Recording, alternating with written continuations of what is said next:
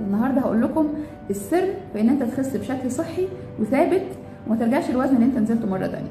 السلام عليكم. النهارده هنجاوب على سؤال مهم جدا، هو احنا ليه بنعمل دايت ومش بنخس؟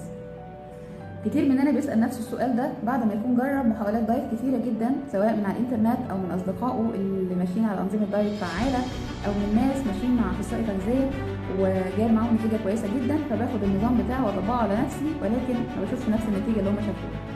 طيب خليني اقول لك هنا ببساطه ان المشكله مش في الدايت نفسه، المشكله في ان حضرتك تختار نظام دايت مناسب لحالتك الصحيه، نمط حياتك، ولطبيعه جسم حضرتك. معاكم دكتوره منال جلال، استشاري التغذيه العلاجيه، والنهارده هقول لكم السر في ان انت تخس بشكل صحي وثابت وما ترجعش الوزن اللي انت نزلته مره تانيه. السر هنا في التشخيص. يعني ايه؟ يعني انا علشان ادي حضرتك نظام غذائي مناسب لازم اعرف الحاله الصحيه، الحاله النفسيه، العادات الغذائيه بتاعت حضرتك، الروتين اليومي، وقياسات حضرتك. طيب انا عايزه اعرف الكلام ده كله ليه؟ لان كل دي عوامل مهمه جدا جدا ومؤثره في النظام الغذائي اللي انا بديه لحضرتك، او مؤثره في استجابه حضرتك للنظام الغذائي اللي انا بديه.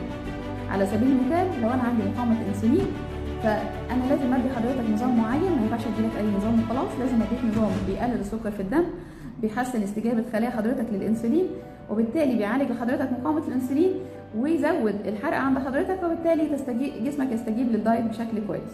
طيب عندي مشكله تانية زي فيتامين د مثلا وانيميا، لازم اعالجهم برضو بفيتامينات ومكملات غذائيه علشان اضمن استجابه حضرتك للدايت بشكل فعال ويحسن الحرق عند حضرتك، وهكذا. حد تاني عنده مشكله نفسيه وستريس وده مسبب له شهيه مفتوحه، لازم اعالج له العامل النفسي الاول، او اعالجه مع الدايت بتاعي، علشان مهما اديته انظمه غذائيه وشهيته مفتوحه مش هيقدر يلتزم بالنظام، وبالتالي لازم اعالج المشكله من جذورها. العادات الغذائيه مهمه، والروتين اليومي لازم اعرف حضرتك بتصحى امتى، بتنام امتى، بتاكل كام مره في اليوم، هل هي وجبات صغيره ولا وجبات كبيره. كل دي عوامل مهمه علشان اديك نظام تقدر تمشي عليه وتستمر، لانه في الاول وفي الاخر انا عايزه اعلم حضرتك نظام صحي اكتر منه اخس دلوقتي وارجع ازيده بعد كده. تمام؟ طيب الخبر الحلو ان ده مش دور حضرتك، الكلام ده كله دور اخصائي تغذيه.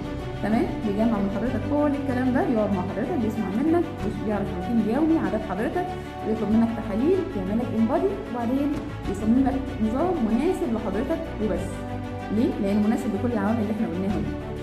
وبعد كده بيتابع مع حضرتك النظام وبيتم التعديل فيه، الكلام ده بيبقى اسبوعي، بيتابع مع حضرتك كل اسبوع، يعدل لك في النظام، يغير لك النسب، يغير لك البرنامج كله لغايه ما نوصل للوزن اللي احنا عايزينه. ده ببساطه الفرق ما بين واحد بيجرب انظمه جاهزه فبيقع ويقوم ويخس ويزيد وممكن يزيد باستمرار، وواحد تاني اختار الطريق قصير وراح لاستشاري تغذيه وطلب منه نظام